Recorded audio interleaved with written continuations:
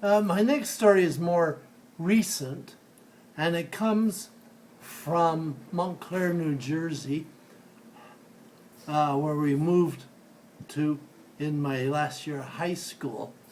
And at that time, I was reading car magazines, particularly Road and Track, which I just absolutely loved, and I had every issue for years. Anyway, there was a sports car race in Upper New York at a place called Watkins, Glen. And the race was going to be held, I don't know, sometime in the fall. I got the idea that I would like to go. So I asked my father if I could have his Cadillac and go. And quite surprisingly, it took him a day or two to think about it. But anyway, he said yes. And I should take Peter, which was just fine. He liked cars too. Anyway, my father set about planning the itinerary and the route for us boys to take, because Watkins Glen is not on any main road. You have to go on a lot of secondary roads. And then there's the question of where we're going to stay. And at this particular time, everything was done on long-distance telephone. My father used to phone all over the United States to his various customers. So he set about phoning hotel after hotel, because in the Watkins Glen area, everything was booked solid.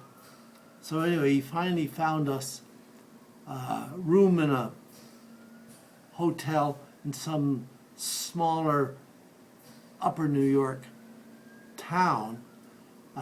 And we got there in this big fat Cadillac, which had terrible steering and terrible brakes. But anyway, the hotel was what we'd call a beer parlor hotel. The bottom was all beer parlor, and it just had rooms up above, and hardly even had a reception desk. But anyway, you got reservations for a couple of days, and I can remember going into this place, two young boys, but the guy behind the counter, the beer counter, I guess he was expecting us, and he came right away, and we got booked in. But the highlight, of course, was the race, because this was old-time racing, no fences, hardly any barriers. The straw bales that they had on the race course weren't to protect the pedestrians. It was for cars sliding into the corners.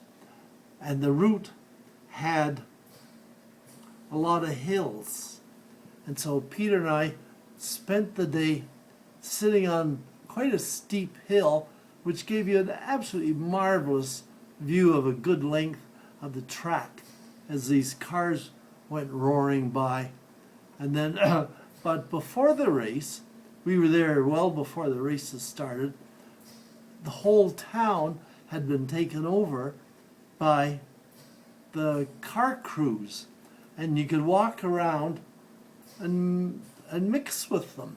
And the houses on the main street had all rented out their front lawns, and here on the front lawns were all these hot cars that we had only read about in Road and Track, and there they were, being fixed on with their hoods off, and people working on the motors and all that stuff. And having thought about this presentation that we're doing, it came to me that actually the Watkins Glen experience was, I would call it, one of the highlights of my youth. And that's my story.